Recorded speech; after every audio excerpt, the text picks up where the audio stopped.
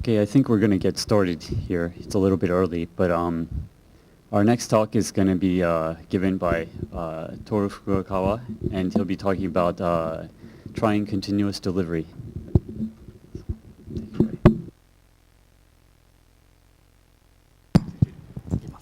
Thank you, Ian. Good afternoon. My name is Toru Furukawa, and I am going to talk about my experience of continuous delivery. A little bit background. I am working for a company who creates websites or web services for marketing promotion or campaigns or events. And these are examples, and I'm going to talk about this particular event. We created a little stage in the center of the city of Tokyo, and we put a bathtub on it, and we used to stream it. In the bathtub, we got female models in bathing suit and taking a bath and talking about body soap. And this is a marketing campaign for body soap, Axe. And we used to stream that event to worldwide, but I think only Japanese were watching. And we did some quiz in the Ustream, and people in front of PC or in front of bathtub answered the question online. And my server application crawls the answer and identify who get the right answer and give some prize for those users. So lots of fun. However, I joined the company last year, and I got some culture shock. So one of the biggest challenge I faced was application server is expected to keep running all the time, even during the development phase. For those people, like developing application server is like installing Apache, that's it. But in the reality, it's not. So my code has some bugs and sometimes didn't run, and they kept asking me, hey, this week we got 2 errors this week, what are you doing thing? So I thought, okay, I should do something. And first, I tried to fix schedule and requirement in the very beginning of the development phase, and it does not work well. Like when people make plan or schedule, they do not know everything.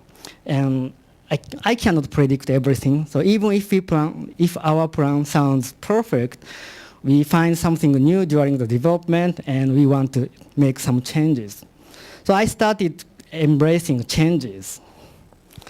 Then embracing changes requires different approaches than ever. So one of the most important practice is to ship frequently. In our case, we deploy my code as soon as it is ready. Even adding single new feature, we deploy it. And I have 2 reasons to do this. First, I want to show my server application to client application developer or our product owner as soon as possible, so that they can recognize their mistake as soon as possible. In other words, I want to fail fast, early. And then second reason is I want to practice deployment so that I can release new features with less stress. I do not want to stay late at the office to figuring out what was the problem every time I release the product. So I want to practice it. So I have an idea. I read some books on continuous delivery or continuous deployment for a few months. In this talk, I will show you how I have been doing it. And this current configuration here is copied from Kramer's presentation at PyCon US this year. And this is like deploy your site every 5 minutes. Continuous delivery or continuous deployment sounds like this, but I'm here to tell you it's not. As Kramer says, continuous delivery is deliver your product as soon as it is ready. And then the next problem is what is ready means. And I want to make this clear for my case. I am doing continuous delivery to focus on my business value. And your business and my business are probably different. And our case, developing quickly with few people is very, very valuable for my business. On the other hand, small bugs are not very important. Don't get me wrong, I'm not saying we ship crappy product, but if some feature didn't work well or some count has some error, nobody dies from our service. However, because this is a marketing campaign, it is crucial to ship our product on time, even we have some bugs. So as I mentioned earlier, development server should be as stable as production server so that client-side developers can rely on our server application and they can continue work even in the midnight, whatever.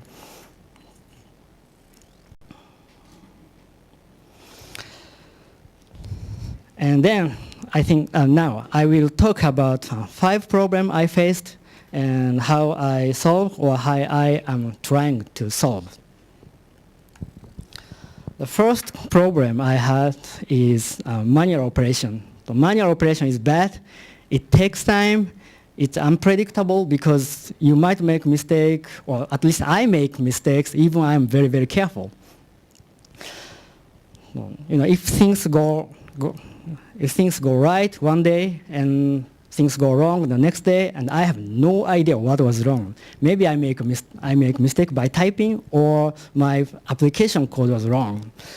So first thing, I started with writing a little script to deploy.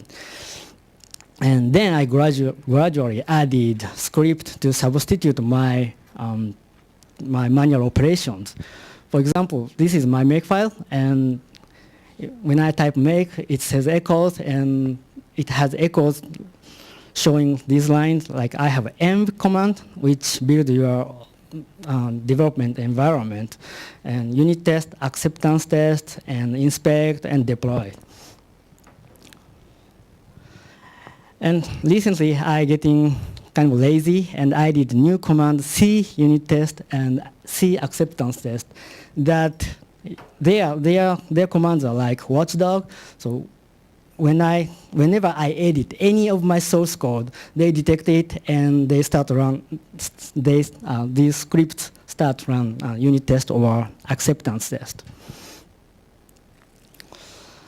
And when I apply this presentation to this conference, I did not have automated acceptance test yet. And I think in the program I mentioned I will talk about what I didn't or what I failed. And I had in my mind, I was thinking I'm going to tell why I'm not doing automated acceptance test, or this is excuse, blah, blah, blah. But for these two months, I think, I finally automated my acceptance test for server side only. And having automated acceptance test, I will have some better confidence when I release my code. My product is almost always on web APIs. I can easily make scenarios and call API and see the response is right or not.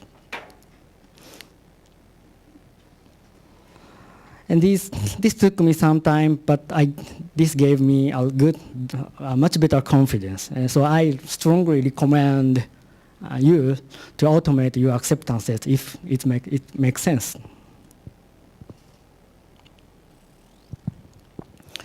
And Jenkins. And we use Jenkins to have more confidence.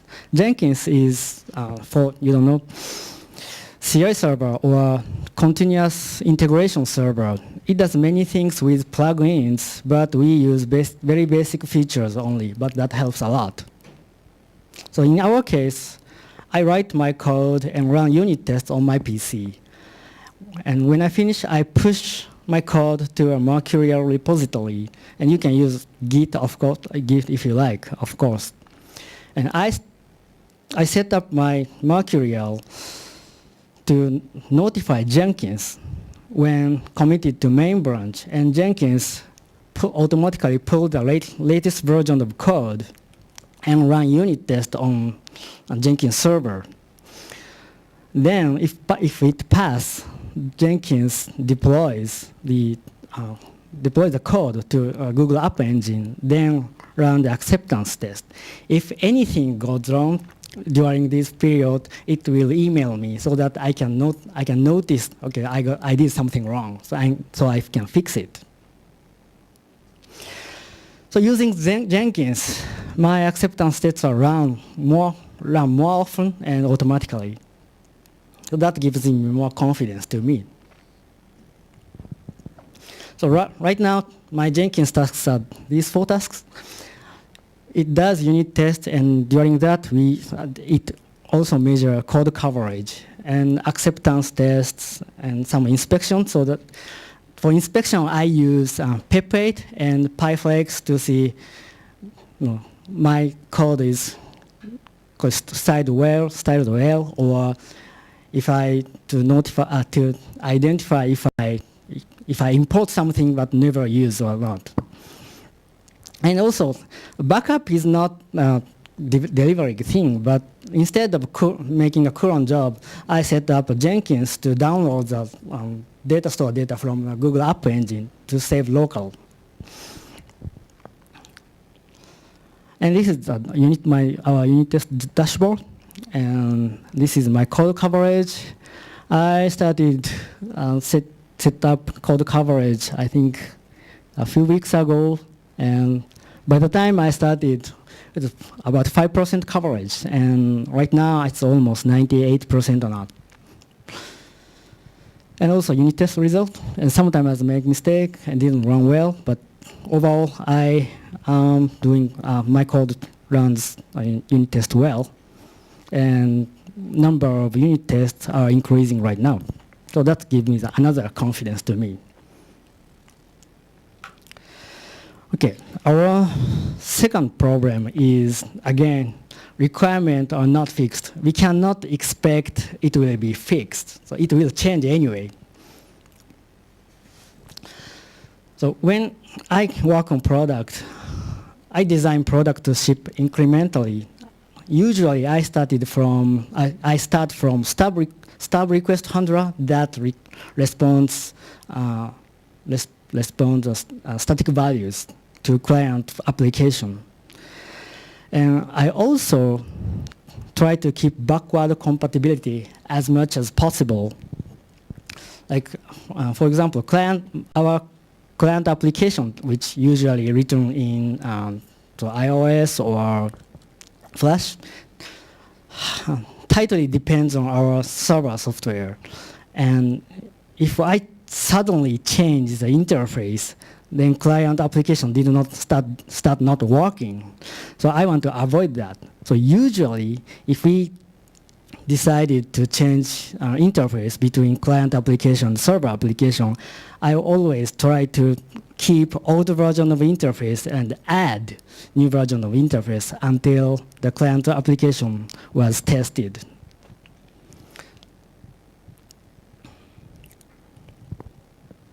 And now changing code is okay because I can keep the old interface and new interface at the same time. But changing data schema is kind of hard sometimes. So we use Google App Engine. Data store is, our database is called data store, which is key value store, but it has some kind of, it has property. And if you think of OR mapper, it is like a column. So this is an example. Suppose I define a user model, and which has name property and birthday property. And birthday property is now date. The type of birthday property is date right now, in this case. And then, again, suppose for some reason I want to make change. And name property stays the same, but birthday property, I want to make birthday property as string. And also I want to add a new property named email, which is string property. And adding new property is not very hard because you can just add it. So adding new property, you add property But when you define it, you must. I always put required equal false property, which is in relational database. The column is nullable, and then I just deploy it. So no application code change, just adding new properties and make sure it works fine. Then I add application code to read and write that new property and test it. And then I update index first so that Google App Engine has an index to search new property. Then I deploy code. So this works well. Now, changing property involves more steps and little more tricks.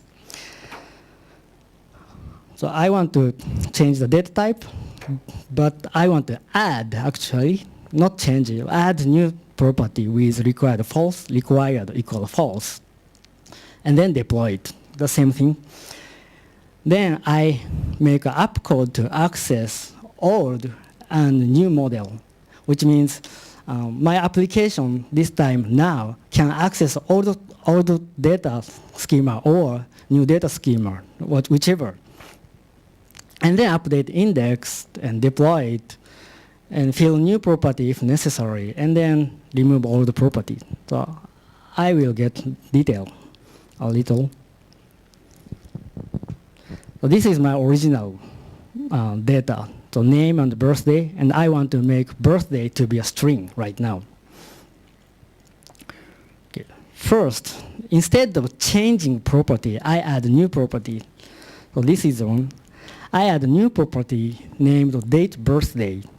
But when define this property, I gave name keyword so that inside the big data, it still has birthday name. And I also add str birthday, which is a string property.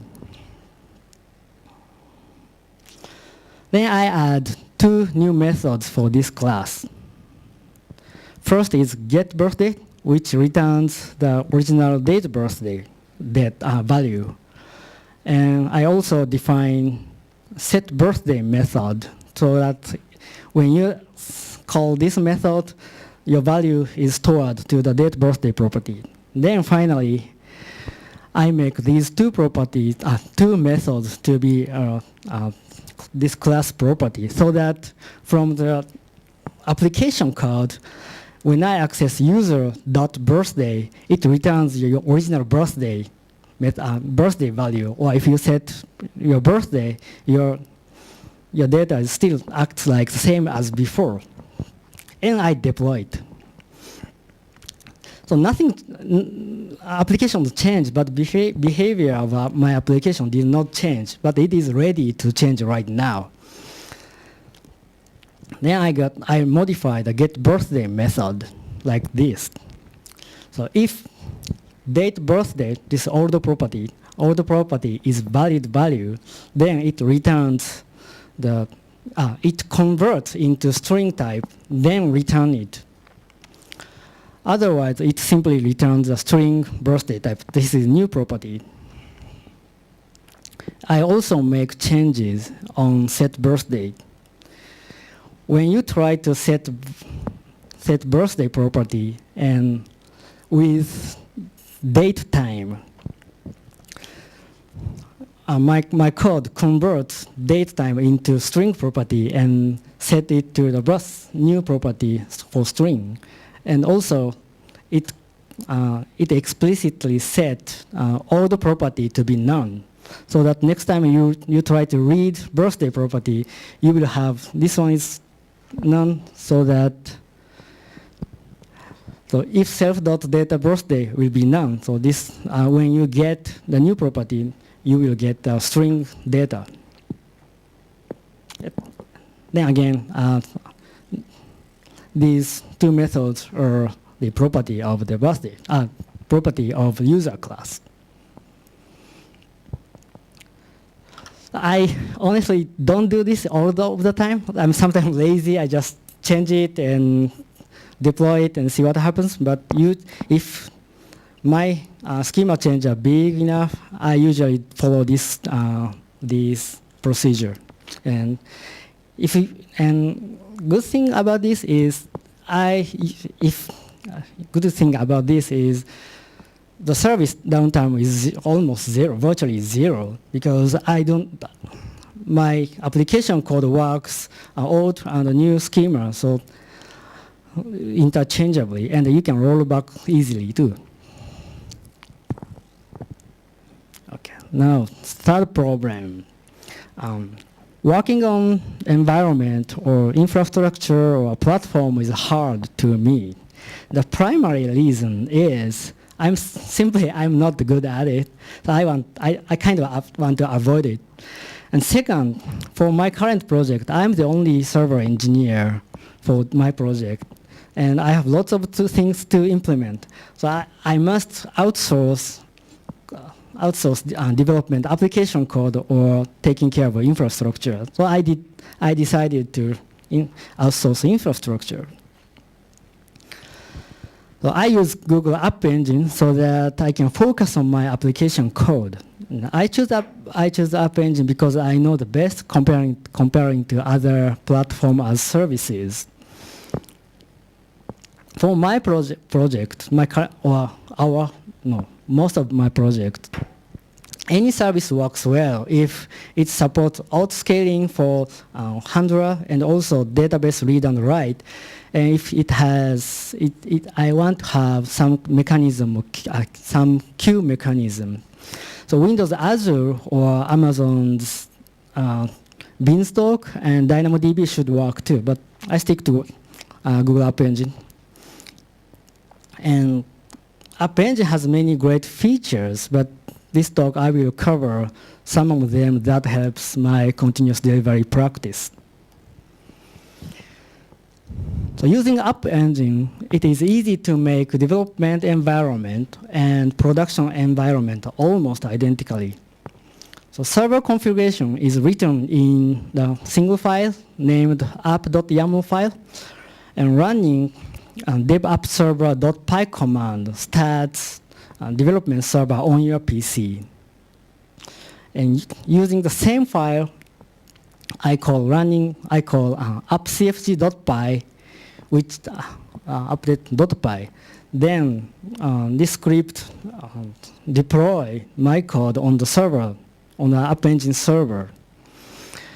And using same command, but using different option, in this time -a, my production, and then it deploys the same code to the different space of Google App Engine. So that's my production server. So in theory, these two services are identical, and unless identical, and data sets are different though.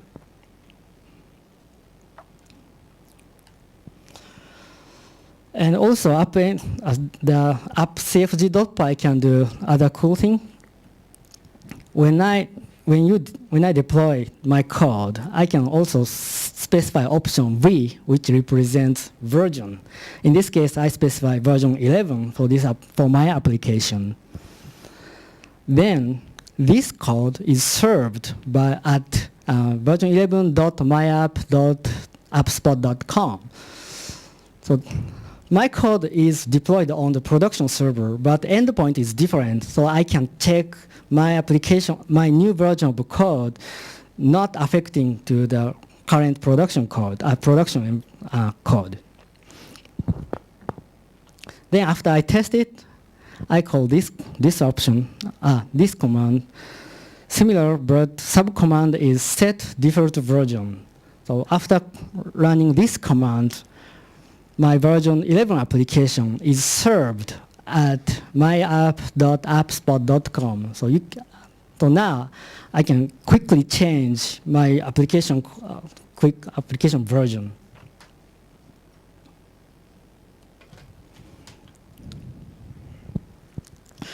Okay, but no matter how much I test, no matter how much I'm careful, we still have problems. Bad things can happen sometimes.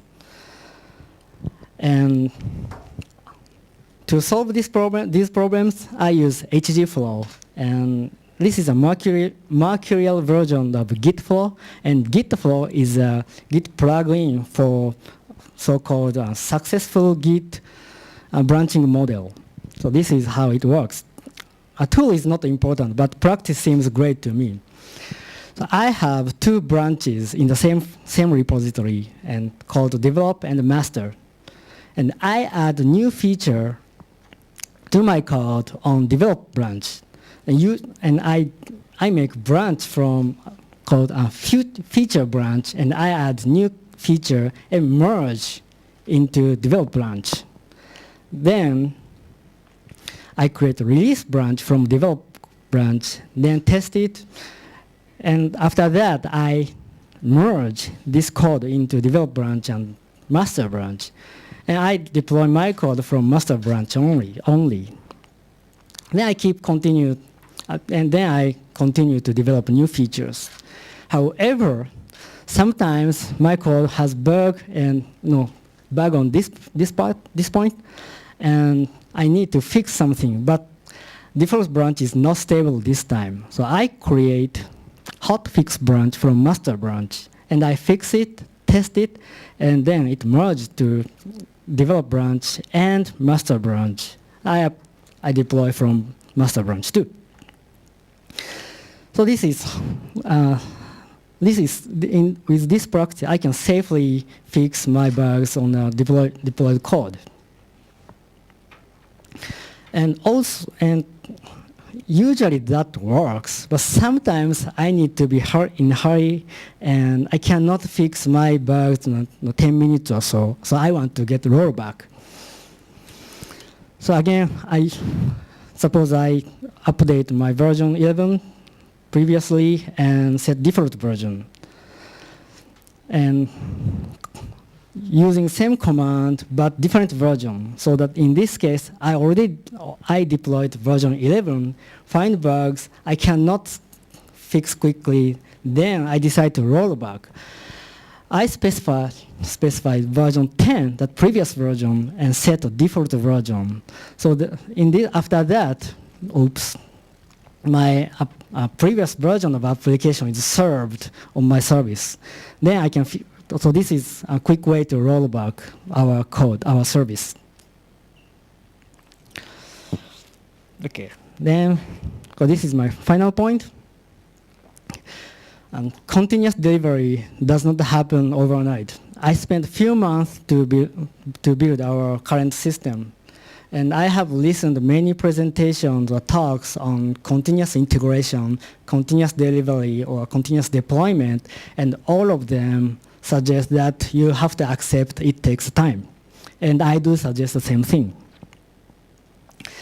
So I started with very, very small steps. The first thing I did was I automated the smoke test. It requests some list of URLs and check the response is not 500. That's it. No Jenkins, no makefile, and no check for response value. But that works well because using small script, I know my application runs anyway. It might have bug, but I know it does not respond 500 error. Then I automated manual operations and set up Jenkins and more unit tests and automated tests. But what to start with totally depends on you or your project.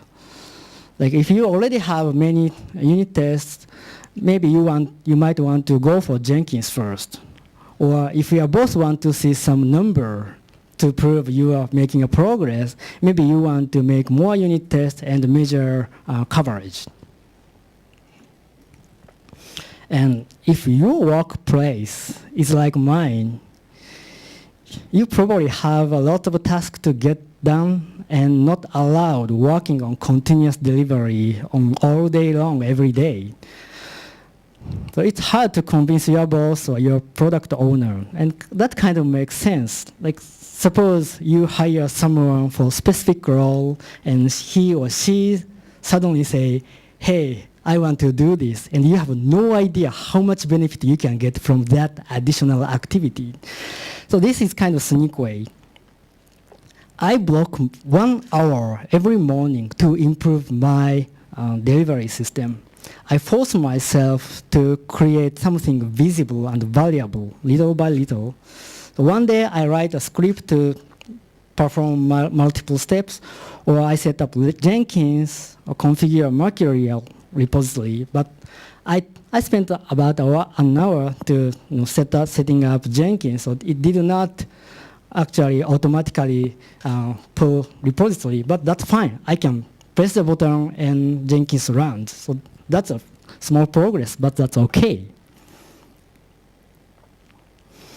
And I have 2 reasons to suggest this, because first, your spending time is not visible to your boss, so they don't notice this. So you can go for it.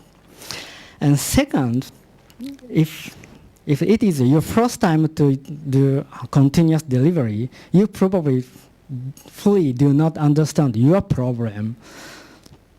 So you should do agile development by yourself to set some milestones, and do as little as possible, and review frequently, and change as often as possible.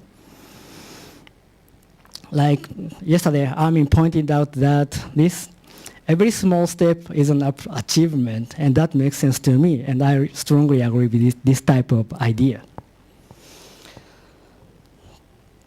But still, I have many steps to go. Like right now, I'm the only developer, and I do not do any review, so I'm kind of afraid of that. And I want to set up faster feedbacks. Right now, it simply emails me, but I don't check emails very often, so maybe I should set up IRC or Skype or whatever. And it does not do automated capacity test yet, so that would be great if I can set up this too. And I should manage a third party or our own library, and also it would be great test client-side application test too. But I'm pretty happy about this. Things have got better, and things are getting even better and better right now. And this is my experience. And probably you have another experience and better practice which can apply to my thing. So I want to share my experience and your experience. And please feel free to email me. It would be more than happy to discuss that. And hey, we are building a team. And if you are interested in, just email me or grab me at the hallway. And that is the end. Thank you.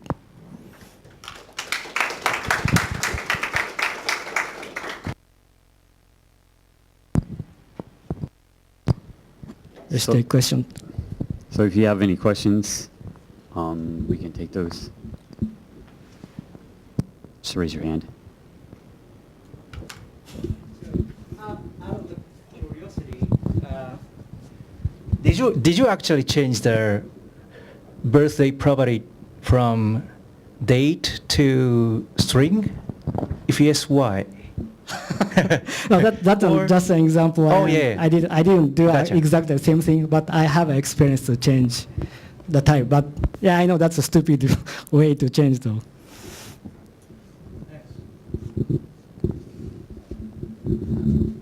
Okay, so just the same code.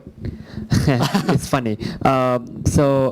Just curious that so your approach about to migrate the data, I actually kind of know the pain of use the big data on the Google app engine, but have you ever considering about using the cron job to help, like I have a cron job to migrate the data, and also using this, and using your code to do what haven't been done? Yes, yes, I did. It depends on as you mentioned, it totally depends on number of data. If that small number of data, I just run the script from locally. But if it has some big data or big change, not cron job, but I create a request handler that actually changes the properties again and again, and which is run on the task queue until it dies. Yeah. Okay. Thanks. Does make sense? Yep. Yep. Anyone else?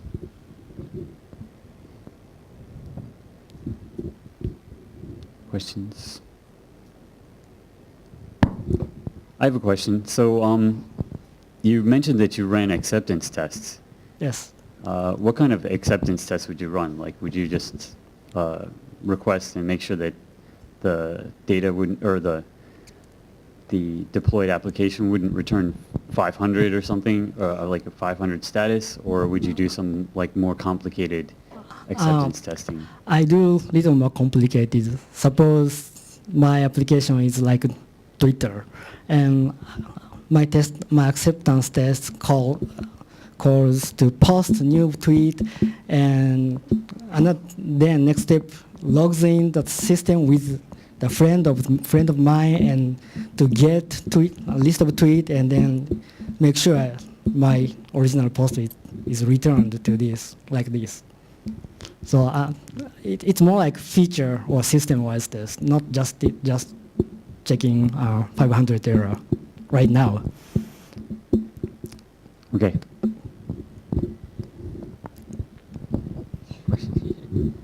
Another question is, what kind of test that you use for the acceptance test? Is it something like Selenium or something else? Something else. For my particular application, I do not need to Selenium test because my service does not return the HTML. It just getting request and return JSON. So the library I use are requests module, so that you can make requests, HTTP request easily, and I use Node test to run my test code. Thank you.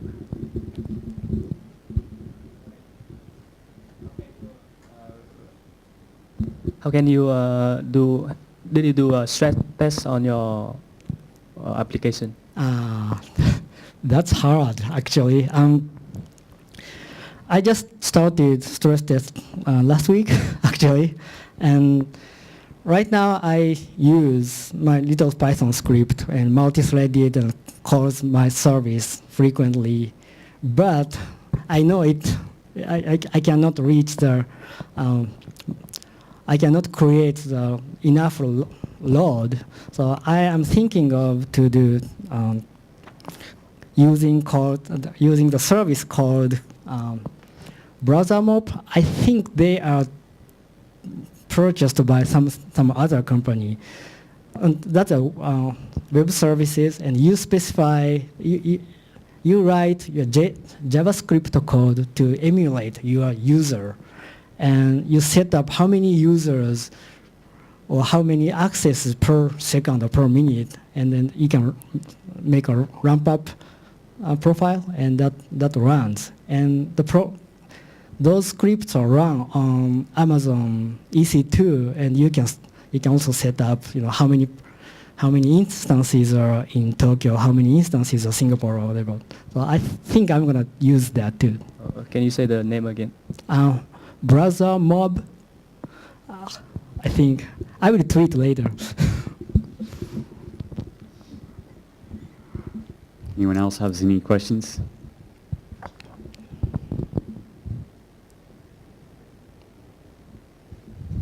Okay. Go ahead. When degrading the version, from example of when you went from version 11 to version back 10. to version 10, I assume you didn't downgrade the database too. So Right. did you have any problems with that? I didn't have any problem because when I upgrade, my code should be run as old version. So old version, and then so this code runs on old version of old data schema, and then my next step is compatible with older version and newer version. So getting down one step does not make big difference, but it's hard to getting multiple steps, so that's I should be very careful about that. Thank you. I have a question, one question. Go ahead. I'm just curious about branching. Why don't you just switch branch before you deploy something? You know, just here's a working branch, here's a testing branch, and you switch to the testing branch. If it doesn't work, then just back to the working branch. You know, just switching branch. That's the easiest way, I guess. But I'm not sure you are making.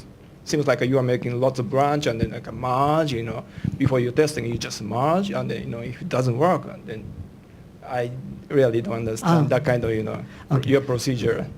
For my Jenkins, for Jenkins test, Jenkins always looking at default branch. So I basically working on develop branch, and I make merge branch and merge branch merge. I want to isolate my change from other features. So that's why I have many branches from the development branch. And the reason I have a master branch is I want to identify which version of code is deployed on the server, and I own the production server, and I know my production server has a code somewhere on the master branch, usually on the top. So that's why I have two branches. I guess I didn't really make sense to you.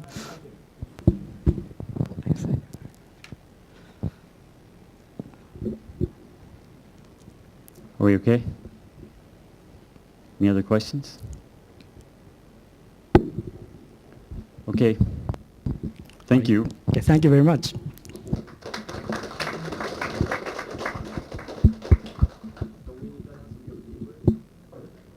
I'm not sure.